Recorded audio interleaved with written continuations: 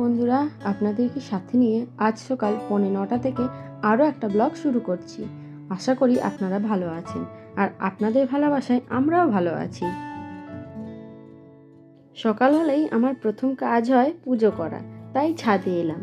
তার আগে কয়েকটা জিনিস একটু জল কাচা করে নেব। যতক্ষণ বালতিটা ভর্তি হচ্ছে ততক্ষণ একটু ছাদে পায়চারি করি। পাকুম হওয়ার আগে প্রতিদিন আমি সকাল সকাল ছাদে এসে একটু হাঁটতাম। সকালের শান্ত স্নিগ্ধ হাওয়াটা না খুব ভালো লাগতো। এখন অবশ্য অতটা টাইম হয় না, পাকুমকে ঘুম পাড়াতে পাড়াতে অনেকটা রাত হয়ে যায়, তাই আমারও সকালে উঠতে দেরি হয়। আজ অনেকগুলো থোকা অপরাজিতা ফুল ফুটেছে, সেই কটা একটু তুলে নিচ্ছি, ঠাকুরকে দেবো। তাছাড়াও কয়েকদিন ধরে দেখছি অনেক বেলি ফুলও ফুটছে।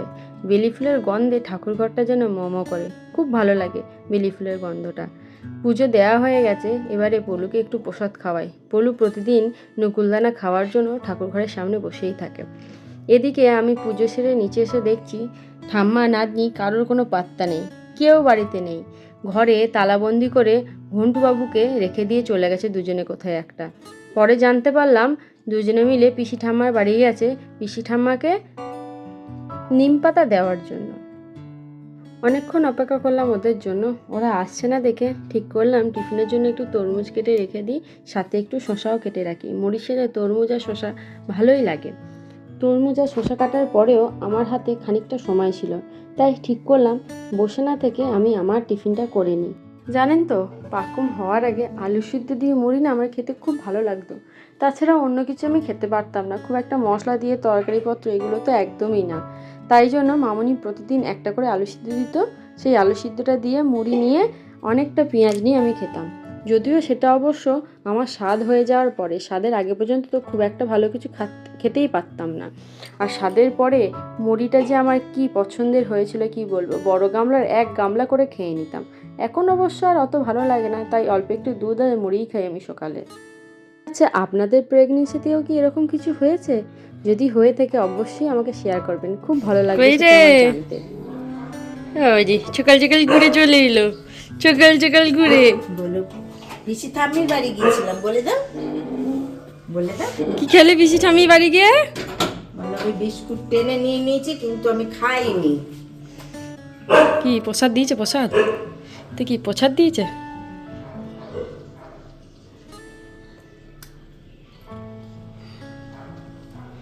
এই ঠোঁটটা লাল হয়ে গেল, তো ঠোঁটটা লাল হয়ে গেল। চলে এসেছি দুপুরের খাবার নিয়ে। আজকে রান্না হয়েছে ছোলা দিয়ে কচুর শাক, ডাঁটা কুমড়ো আলুর সবজি, এঁচোড় চিংড়ি, সর্ষে বাটা দিয়ে ইলিশ মাছ, আর সাথে আছে বড়ি দিয়ে টক। বাবা আর মামনির আগেই খাওয়া হয়ে গিয়েছে। পাকুম এখন ওর দাদুর কাছেই ঘুমিয়ে গিয়েছে, সেই সুযোগে আমি আর ওর বাবা খেয়ে নিলাম। প্রতিদিন এই টাইমটাই পাকুম ওর দাদুর কাছেই থাকে, তারপর দাদুর সাথে গল্প করতে করতে দাদুর কোলের মধ্যেই ঘুমিয়ে যায়। নিয়ে এসো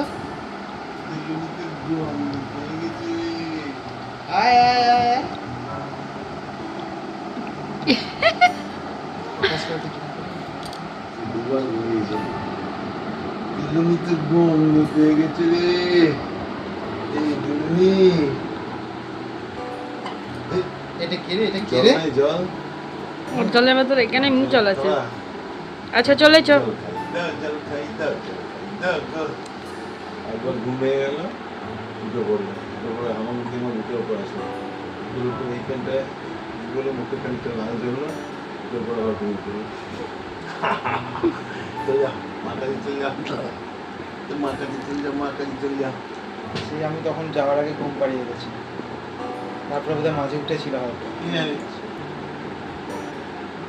আমি আসলাম 1:35, হ্যাঁ, তারপরে খাবার বানাবো প্রচন্ড বলি।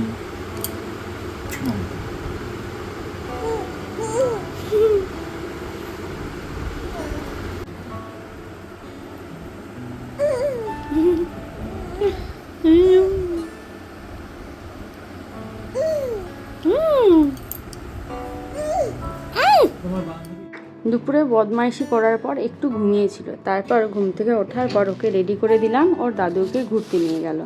সেই সুযোগে আমি ওপরে এসে একটু সন্ধে দেখিয়ে নিলাম। এবার যাব রান্নাঘরে।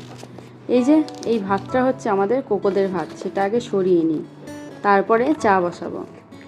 সন্ধেবেলায় সাধারণত আমরা লিকার চাই খাই একটু গোলমরিচ আর আদা দিয়ে। শীতকালে এই গোলমরিচ আদা দিয়ে চাটা না এত ভালো লাগে কি বলবো। চায়ে চিনি দেওয়ার পর হঠাৎ মনে পড়ে গেল মামনির তো সুগারটা অনেক বেড়ে গিয়েছে, চিনি দেওয়া চা তো খাবে না, তাই আজ আর চাটা মামনিকে দিলাম না। দুজনের চাটা আমি একাই খেলাম আর মামনিকে একটু দুধ গরম করে দিলাম। কালকে হঠাৎ করে মামনি একটু সুগারটা টেস্ট করলো। মামনির তো আগে থেকে সুগার ছিল কিন্তু সেটা কন্ট্রোলে। কালকে টেস্ট করার পর জানা গেল মামনির ফাস্টিংয়ে মানে খালি পেটে যে সুগারটা সেটা একটু বেশিই আছে, ভরা পেটেও আছে কিন্তু তুলনামূলক একটু কম। তো সেই জন্য মামনিকে আর চিনি দেওয়া চাটা আমি আর দিলাম না। এদিকে আমাদের পাকুমবুড়িকে একটা বিস্কুট দিলাম এটা দেখার জন্য তিনি কি করেন। ওকে যদি বিস্কুট দেওয়া হয় না ও খুব চেষ্টা করে খাওয়ার, মাড়ি দিয়ে চেবায়। মাঝে মাঝে তো মনে হয় যদি দাঁত থাকতো তাহলে হয়তো কামড়ি খেয়েই নিত।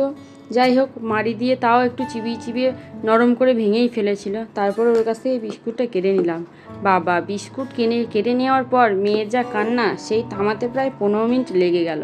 তারপর একটু দুধ গুলে খাওয়ানোর পর সে শান্ত হলো। তারপরে তার ঠাকুমা তাকে ঘুম পাড়ালো।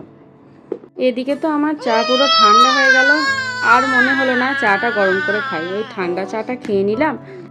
আজকেকার ভিডিওটা তবে এইটুকুই থাক। যদি ভালো লেগে থাকে অবশ্যই কমেন্টে জানাবেন। নতুন এসে থাকলে সাবস্ক্রাইব করে আমাদের পাশে থাকার অনুরোধ রইল।